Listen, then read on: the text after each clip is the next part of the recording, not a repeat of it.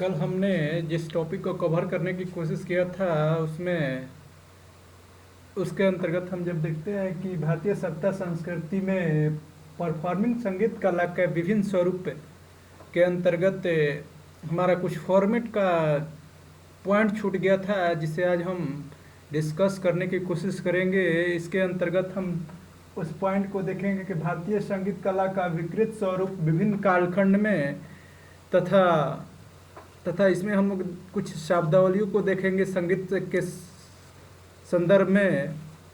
उसके अंतर्गत हम जब देखते हैं तो एक शब्दावली आता है नाद। इसका अर्थ होता है कानों से सुनी जा सकने वाली हर प्रकार की आवाज़ को ध्वनि कहते हैं। इनमें से सुनने में मधुर प्रतीत होने वाली संगीतोपयोगी ध्वनि को नाद कहते हैं।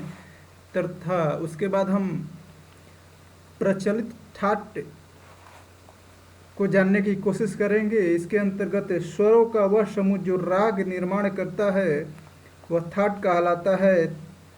वर्तमान में हिंदुस्तानी संगीत में 10 थाट प्रचलित है।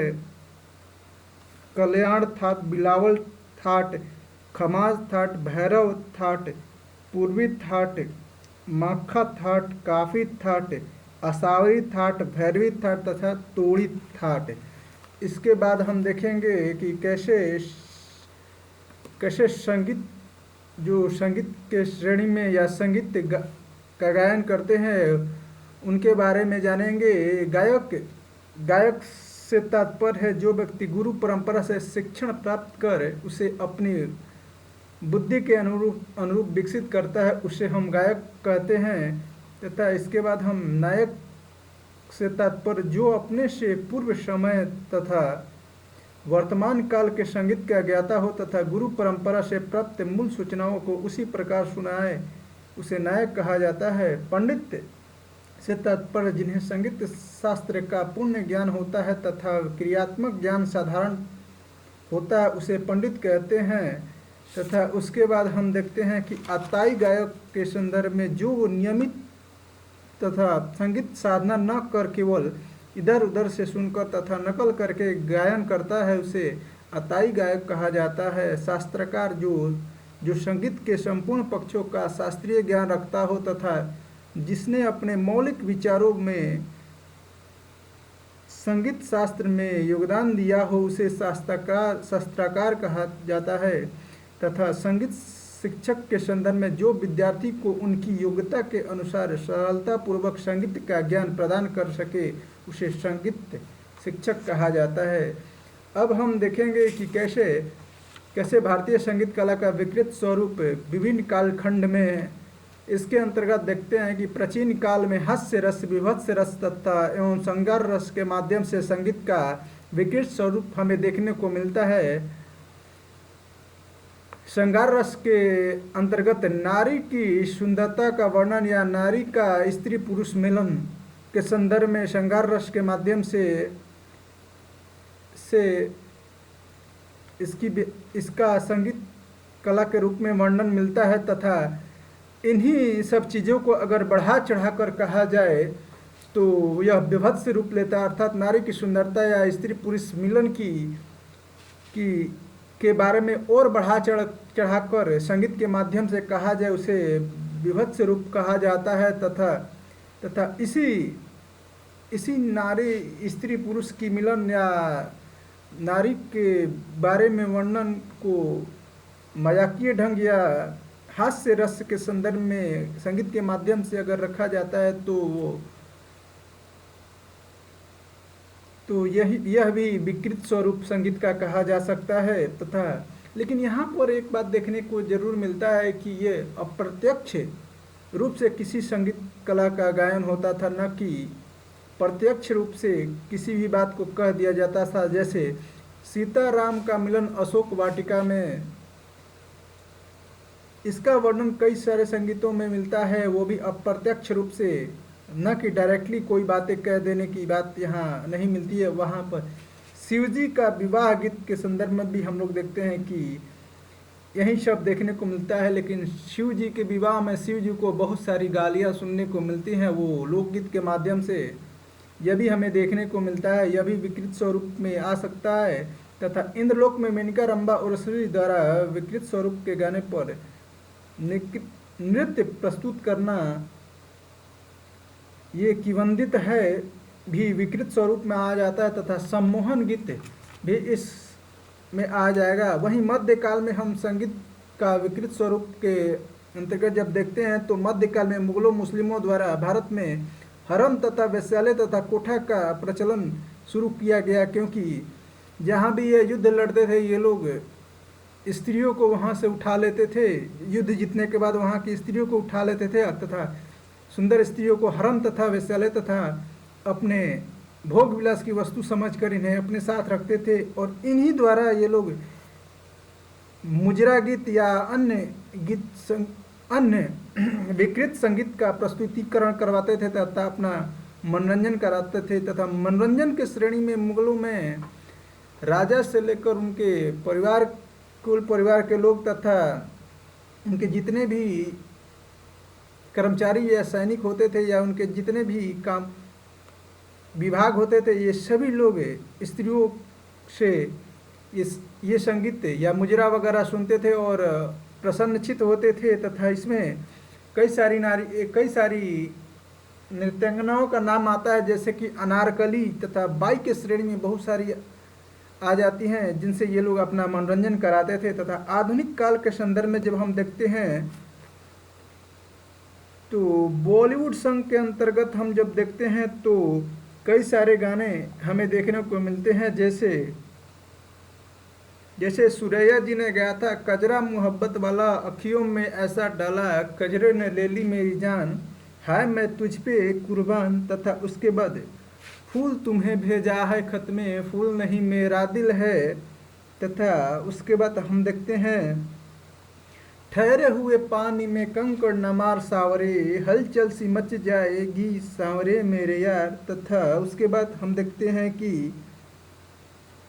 प्यार हुआ इकरार हुआ, इजहार करने से क्यों डरता ये दिल। तथा और भी बहुत सारे सॉन्ग, जैसे ये रात भीगी भीगी ये मस्त फिजाएं, तथा वो लेके पहला पहला प्यार, लेके आंखों में खुमार, तथा जहाँ मैं जाती हूँ वहाँ ए दिल है मुश्किल जीना यहाँ, तथा बुझ मेरा क्या नाम रे, तथा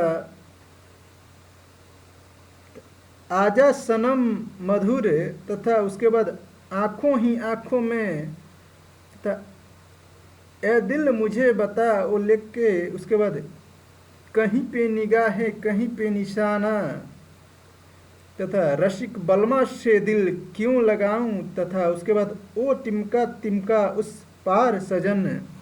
इस तरह के सॉन्ग बॉलीवुड में 1947 के बाद हमें देखने को मिलते हैं। लेकिन जब 1990 के दशक के बाद की हम लोग गीतों की बात करते हैं तो उसमें हम लोग देखते हैं कि और भी विकृत स्वरूप है। ये तो प्रेम प्रसंग की बात आती थी इसमें, लेकिन पूरी तरह खुलेपन नहीं रहता था। लेकिन जब हम 1990 की बात देखते हैं तो उस समय के जो संगीत आने लगे वो ऐसे थे, लैला मैं लैला तेरी हूँ लैला, हर कोई चाहे मुझसे मिलना अकेला। तथा उसके बाद देखेंगे तेरे बाजुओं में आके टूटने लगे हैं हम। तथा उसके बाद देखेंगे लड़की ब्यूटीफुल कर गई चुल, कोई तो रोको कोई तो टोको। उसके बाद हम देखते हैं कुंडी मत खड़काओ राजा, सीधे अंदर आओ राजा। तथा हम क्षेत्रीय स्तर पर देखते हैं तो इसमें हम लोग देखते हैं कि भोजपुरी सॉन्ग में चोली और जोबन संबंधित गीतों का बहुत ही प्रचलन रहता है भोजपुरी गीतों में। और इसमें बहुत सारा बीच के समय में तो बहुत ही इसका विकृत और विभत्स स्वरूप देखने को मिला और अश्लीलता की संगीत में भरमार हो गई थी। लेकिन कुछ प्रतिबंधों के बाद इसमें कुछ कमियां आई हैं विकृत गानों में, बहुत ही ज़्यादा विकृत गानों में कुछ कमियां आई है। तथा उसके बाद हम देखते हैं कि जो हमारे देश स्तर पर होली मनाई जाती है उसमें भी विकृत संगीत का बहुत ही उपयोग होता है और इसे लोग बहुत लुत्फ उठाते हैं और मज़े से इन सब संगीतों को सुनते हैं। देवर भाभी संगीत या कहे हस्बैंड वाइफ संगीत या कहे जीजा साली संगीत, इन सब का बहुत प्रचलन होता है इन सब गीतों में, तथा तथा विवाह शादी में भी उत्तर उत्तर भारत में देखने को मिलता है कि जो ये लोग डांस प्रोग्राम कराते हैं अपने यहाँ, वहाँ पर विकृत संगीतों का जमावड़ा सा लग जाता है और उसमें नर्तकी जो आती है वो विकृत संगीतों पर ही डांस प्रस्तुत करती है, लोगों का मनोरंजन करती है। लोग बहुत ही इस नाच को देखने के लिए शमियाना तक पहुंचते हैं, तथा अब एक और नया प्रचलन देखने को मिल रहा है जो कि पहले नहीं था कि अब गांव समाज की बच्चियां विकृत संगीत पर डीजे के सामने नृत्य करना शुरू कर दिया है, जो कि हमारे सभ्यता संस्कृति में ये पहले देखने को नहीं मिलता था। और ये लोग बहुत सारे विकृत, जो सबसे ज़्यादा विकृत संगीत होते हैं उस पर ये लोग नाच गाना और ये करना शुरू कर दिए हैं, जो कि हमारे समाज के लिए मेरे समझ से तो अच्छा प्रतीत नहीं होता है, लेकिन बाकियों की क्या जाने, क्योंकि ये हमारी सामाजिक सभ्यता संस्कृति का स्वरूप नहीं है। क्योंकि ये सब सारी चीज़ें बॉलीवुड इंडस्ट्री या वेस्टर्न पश्चिमी सभ्यता का यह स्वरूप है। हमारे यहाँ तो था, लेकिन देवी भजन गीतों पर ही नाचने का प्रचलन था, न कि अश्लील या अभद्र या विकृत स्वरूप के गानों पर नाचने का कोई प्रचलन नहीं था। लेकिन आजकल के बच्चे जो हैं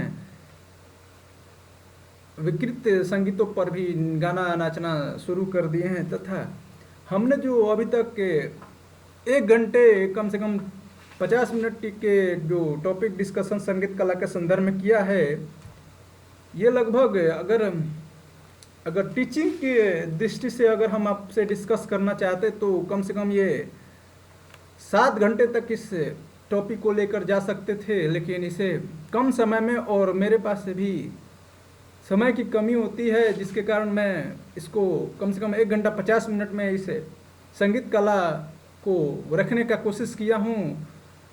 और या अगर आपको अच्छा लगे तो इसे ज़रूर प्रमोट करें, ताकि हमारी सभ्यता संस्कृति में सुधार हो सके, या अगर आपके तरफ से पहल की जाए तो शायद कुछ हमारे समाज में और बढ़िया देखने को मिले। धन्यवाद।